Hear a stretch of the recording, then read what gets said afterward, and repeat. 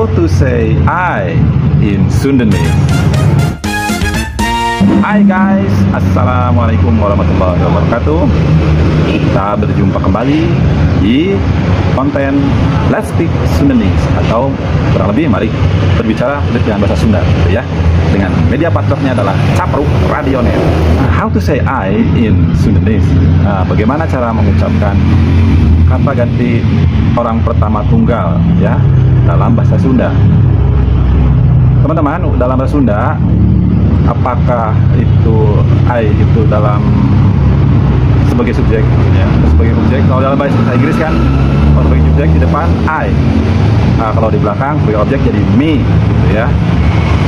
Nah, tapi kalau dalam bahasa Sunda itu sama seperti dalam bahasa Indonesia, itu tidak ada perubahan.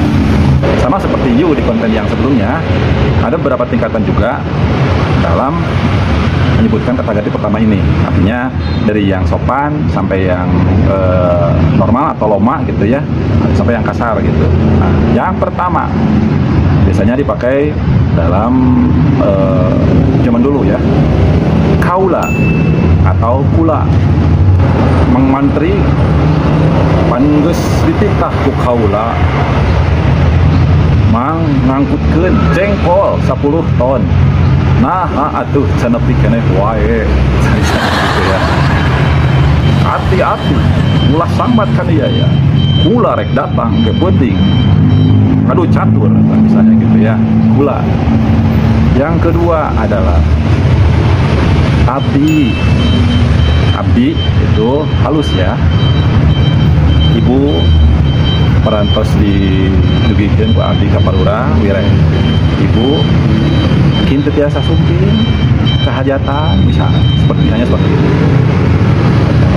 Parantos ku abdi di tada dia jagong teh jantan seet sadayana satolobong gitu ya. Abdi gitu. Yang ketiga, nah ini yang umum ya, yang banyak ditemukan adalah kuring. Nah, kuring. Mungkin ada penasaran dari teman-teman yang sudah belajar bahasa Sunda. Ada kuring, ada sim kuring. Apa perbedaan antara kuring dengan sim kuring? Sim kuring itu bisa menjadi sebuah kata pengantar saja yang menekankan bahwa memang benar-benar saya yang bertanya, saya yang melakukan kayak gitu, jadi menekankan gitu.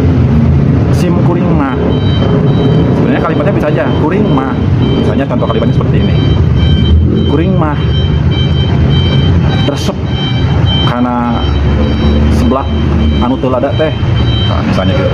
Tapi kalau pakai sim kuring resep karena sebelah anu teu lada, jadi udah penekanan lah seperti itu. Tidak terlalu berbeda, tapi penekanan menggunakan sim kuring. Sim abdi juga bisa pakai sim abdi, tapi seringnya masih kuring gitu. Yang paling umum lagi adalah aing. Nah gitu ya, teman-teman yang baru belajar bahasa Sunda, kalau Anda mendengar kata aing, itu adalah kata ganti pertama dalam kategori loma ya, atau normal atau sebaya gitu. Jadi dengan akrab ya. Jadi aing tidak selalu bermakna kasar gitu. Kalau seperti halnya di kata ganti orang kedua, sia ya. Tergantung, kalau sudah dekat banget lah ya nggak sebut kasar ya, memang sudah biasa. Aing oke mana emang barangkeun beunang we kana sirah. Nah aing mah nah misalnya aing nah kasar ya kalau pakai anjing. Kalau pakai anjing atau anjing itu jadi kasar gitu ya. Jadi anjing itu sebenarnya sesuatu kata yang sudah ungkapan yang lumrah, tapi untuk Anda yang belajar bahasa Sunda jangan dibiasakan lah gitu ya.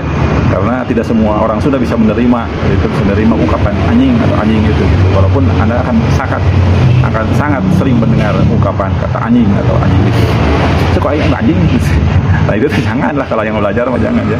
Tidak, nanti kalau sudah akrab Anda sudah bisa menerima, mengaccept, mencelerai kata itu dengan lebih bijaksana ya udah gitu. Jangan tersinggung juga, karena orang Sunda terutama Bandung atau misalnya kota-kota sekitarnya kota besar, anjing itu udah sesuatu yang refleks gitu, walaupun sangat disarankan untuk tidak diajarkan kepada anak-anak. Oke. Setelah aing, ada beberapa wewengkon atau beberapa daerah yang menggunakan kami kami itu dalam bahasa Indonesia adalah kata orang pertama jamak, ya, kata ganti orang pertama jamak, tapi dalam bahasa Sunda orang pertama tunggal, ya. Nyaho, ku kami geus di bejaan, montong asup ka liang cocopet, nah. Misalnya gitu ya. Mengeus ku kami geus dipangalakeun awina kurang kene wae gitu. Misalnya gitu ya. Dan seterusnya. Ya, jauh-jauh dahar jaga wae. Ada lagi kurang. Nah, teman-teman, nanti akan ditemukan bahwa urang sebenarnya adalah kata ganti orang pertama jamak, ya, which is kalau dalam bahasa Inggris itu as atau wi gitu ya, atau dalam bahasa Indonesia urang itu kita gitu ya. Tapi biasa dalam bahasa Sunda banyak yang menggunakan urang itu sebagai kata ganti kata pertama tunggal. Ku urang geus dipamawakeun kata jagong dahar urang hiji bieu. Itu kurang oke pan rek mau jagong poe ieu teh. Poho modern didinya mah. Nah, gitu ya. Ada lagi yang terakhir adalah dewek. Nah, dewek itu sesuatu yang cukup khas ya, cukup kasar dalam ungkapan bahasa Sunda. Gitu. Dewek ya. Nah, dewek teh.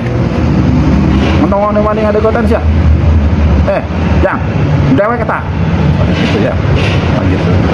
Nah, itu beberapa kata ungkapan untuk pengganti kata sebagai kata ganti orang pertama tunggal. Barangkali ada yang kelewat yang saya belum sampaikan, mangga silahkan tulis di komentar ya, sebagai berbagi pengetahuan ataupun bagi teman-teman yang sedang belajar bahasa Sunda. Terima kasih, kita bertemu di konten berikutnya dalam konten Let's Speak Sundanese bersama Capruk Radio. Assalamualaikum warahmatullahi wabarakatuh. Sampurasun.